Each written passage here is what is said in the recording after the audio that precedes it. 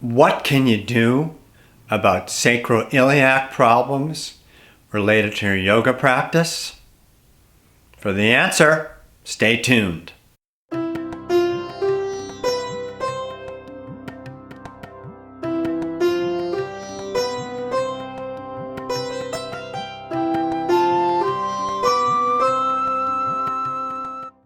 The sacroiliac joint is the joint between the bottom of the spine, the triangle-shaped sacrum, and the pelvic bones. Most people never experience sacroiliac problems in their life, and indeed many physicians believe that these joints are fused and really shouldn't be causing any problems. But SI problems are actually quite common among dancers and among yoga practitioners. Now, the person who wrote in indeed found that it was triangle pose that seemed to really be precipitating her SI problems. And she noticed that when she brought the top hip forward, that it seemed to relieve these problems. So the question is, where should this right hip be? So the student reported that when she learned to move that hip forward, that it helped with her SI pain. Now, many of us were taught to imagine that the hips are between two panes of glass and to try to keep this hip back, and you'll sometimes see teachers giving the adjustment to pull that hip back, making those two sides of the pelvis be in a plane. I believe that's a biomechanically unsound adjustment and an unsound instruction to give students. Because when I let the hip be just a little bit forward, I feel comfort in my buttocks area. And when I push it back, I start to feel tension in the right SI joint. That is not what we're looking for.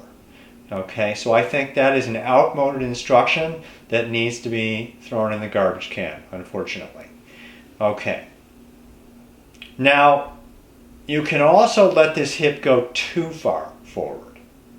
Okay, and when it goes too far forward, the pose gets a little floppy. So there's a happy medium between too tight and too floppy. You can just find it yourself in the intermediate place where the pose seems to come alive. The same problem happens in seated poses, and I think here again the instructions many of us have been given may not serve the sacroiliac joint. So I'm going to come into Ardha Matsyendrasana, a seated twisting pose, and I'm going to first of all follow the instruction that I was originally taught, which is that the hip remains rigid and only the upper body twists. So, and my ability to twist due to a childhood spinal injury is limited, but I think will still be able to get the idea. So I'll inhale, get tall,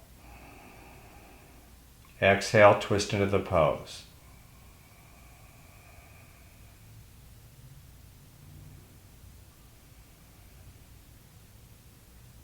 Trying to keep my hips rigid, not allowing the pelvis to twist, only twisting from the spine.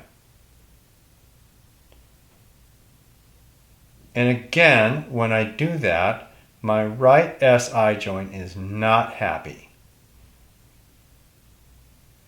Okay, now I'm going to come out of that slightly. This time I'm going to come back in, but I'm going to allow the pelvis to twist in the direction of the twist ever so slightly.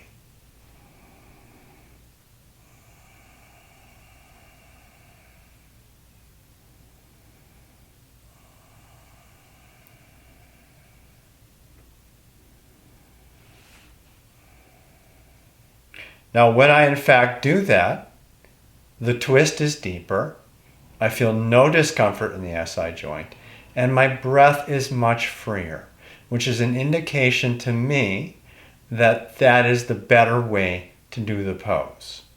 Now, another potential problem, I believe, is when people use the arms to kind of crank themselves more deeply into twists. I think you need to be careful with this, particularly if you've been keeping the pelvis rigid, because then that's really setting up a problem where all the force, all the torque ends up going to the SI joint, and it can knock it out of position, and then it can become painful. So if you've been holding your pelvis firm in twisting poses, please try the experiment.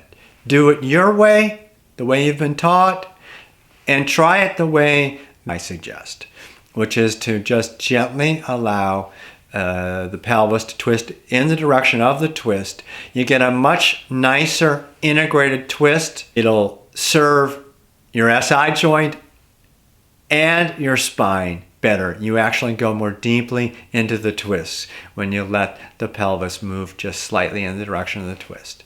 So I hope this is useful. Happy twisting. Namaste.